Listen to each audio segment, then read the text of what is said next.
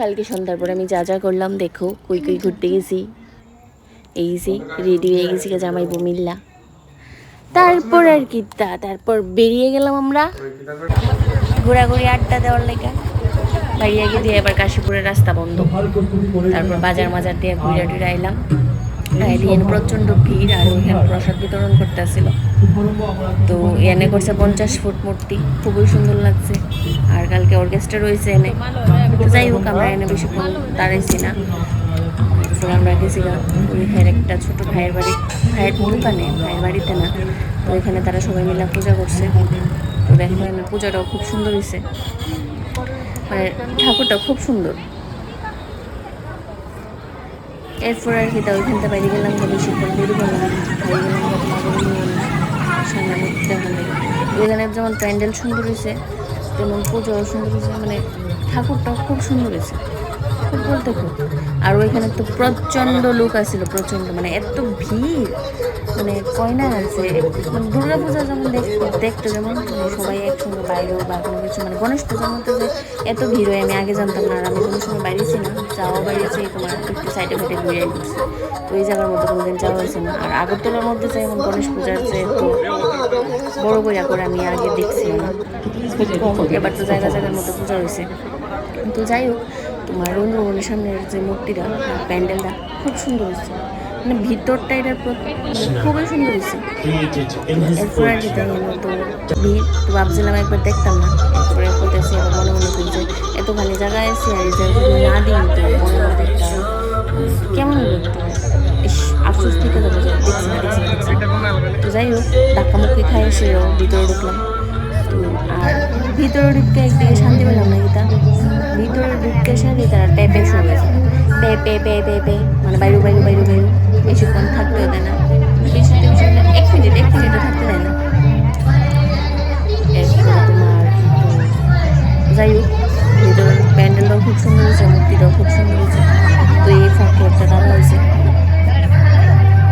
বুঝছে যে আমরা একটা ফটো তুলে দিতে, তো এর মাঝখানে আমরা একটা ফটো তুলে দিলাম। এরপরে আর কি তা তো এখানে দেখলাম খুব সুন্দর।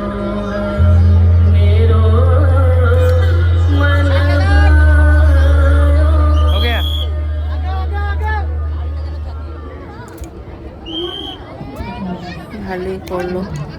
তো এরপরে বাইরে গেছি কেন, ওই দাদা বাড়ি যাওয়ার উদ্দেশ্যে।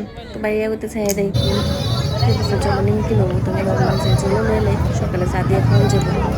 এদিকে নিমকি লইলাম, গ্রিন মটর লইছি, এরপর চিকন নিমকি লইলাম, নিয়ে বাইরে গেলাম তারাবাড়ির উদ্দেশ্যে। হঠাৎ করে দিই ওরিয়েন্ট চমুনি, মানে ওরিয়েন্ট চমুনি খুব বড় শুরু করছে, প্লাস এখানে ভাগবত আসছিল। তো ভাই করতেছে দেখবা, আমি তো অবশ্যই দেখতাম না বলতে দেখেই যাবো। তো দাঁড়ালাম কতক্ষণ, দাঁড়ায় তার বাণীটি শুনলাম। আর তারে দেখতে এত কিউট লাগতেছিল, এত কিউট, মানে ছোট্ট একটা বাচ্চার এতটুক বোঝ তার মধ্যে, এত জ্ঞানী, মানে খুব ভালো লাগতেছিল। তো এই ফাঁকে দেখা নিলাম, অনেকক্ষণ দাঁড়াইছিলাম, প্রায় 15-20 মিনিটের মতন। এরপরে হয়ে গেছে তো আর দাঁড়াই গিয়ে তখন তারপরে ওইখান থেকে বাইরে গেছিলাম গাড়ি।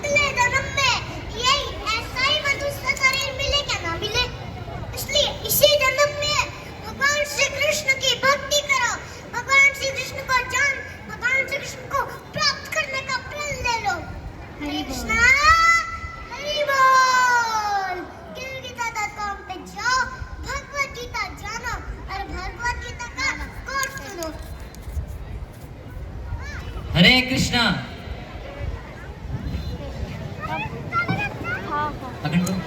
ये वेबसाइट भी आप नोट कर लीजिए, 7210082100 तो आपने नोट कर लिया अपने साथ। ये givegeeta.com, GIVEGITA.com, givegeeta.com, ये वेबसाइट भी आप नोट कर लीजिए।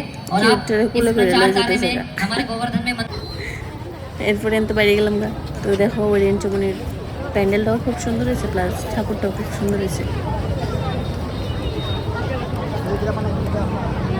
তো আমার জামাই ক্যামেরাটা ধরলো,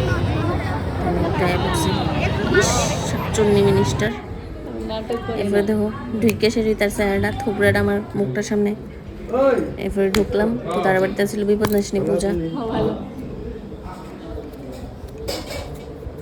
এই যে মারে কত সুন্দর লাগতেছে, আর ওইদিকে দিদিভাই প্রসাদ বাড়তেছে। এরপর আর কি খাওয়া দাওয়া করে সেটা বাড়ি, এরপর আর কোনো ভিডিও নেই, শেষ, তুলতে পারছি।